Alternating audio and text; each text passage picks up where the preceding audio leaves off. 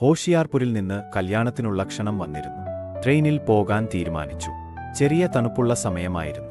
അതുകൊണ്ട് ഇപ്രാവശ്യം എസിക്കു പകരം ജനറൽ കോച്ചിലുള്ള യാത്രയുടെ രസമാസ്വദിക്കാമെന്ന് വിചാരിച്ചു. ആദ്യം ഭാര്യയും കുഞ്ഞുങ്ങളും ജനറൽ കോച്ചിൽ കുറിച്ച് എതിർപ്പു പ്രകടിപ്പിച്ചെങ്കിലും അവസാനം അവർ അത് സമ്മതിച്ചു. ഡൽഹിയിൽ നിന്ന് ഏകദേശം 8 മണിക്കൂർ യാത്ര. സീറ്റ് ബുക്ക് ചെയ്തിരുന്നതുകൊണ്ട് കൂടുതൽ ബുദ്ധിമുട്ടുണ്ടായില്ല. കുട്ടികൾ പെട്ടെന്നുതന്നെ ജനലിനടുത്തുള്ള സീറ്റ് പിടിച്ചു. സാധനങ്ങളെല്ലാം ഒതുക്കിവച്ചിട്ട് ഞാനും ഭാര്യയും സംസാരത്തിൽ മുഴുകിയിരുന്നു.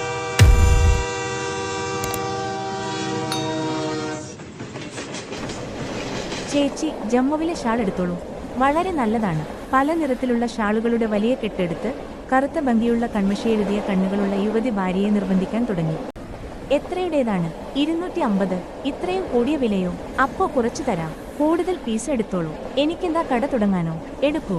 സഹോദരിമാർക്കും ചേട്ടന്മാരുടെ ഭാര്യമാർക്കുമൊക്കെ വേണ്ട. അവ വാങ്ങാൻ ഞാൻ ഭാര്യയോട് സൂചിപ്പിച്ചപ്പോൾ അവൾ കണ്ണുരുട്ടി എന്നോട് മിണ്ടാതിരിക്കാൻ സൂചന നൽകി. ശരി, 5 പീസ് എടുത്താൽ എത്രയ്ക്ക് തരും? ഒരു പീസിന് 200 രൂപക്കെടുത്തോളൂ ചേച്ചി. ഇല്ല, ഒരു പീസിന് 100 രൂപ. ചേച്ചി, 100 വളരെ കുറവാണ്. പറഞ്ഞപ്പോൾ അവളുടെ തൊണ്ടയിടറുകയും കൺമഷി എഴുതിയ കണ്ണുകൾ നിറയുകയും ചെയ്തു. എന്നാൽ പോട്ടെ, അങ്ങോട്ടുമില്ല ഇങ്ങോട്ടുമില്ല. ഒരു പീസിന് 150 രൂപ. കൊള്ളാം ചേച്ചി. ശരി, എടുത്തോളൂ. ഇഷ്ടമുള്ള നിറം എടുക്ക്. എന്തോ ആലോചിച്ചുകൊണ്ടവൾ പറയുകയും ഷാളുകളുടെ കെട്ട് ഭാര്യയുടെ അടുത്തേക്ക് നീക്കിവെക്കുകയും ചെയ്തു.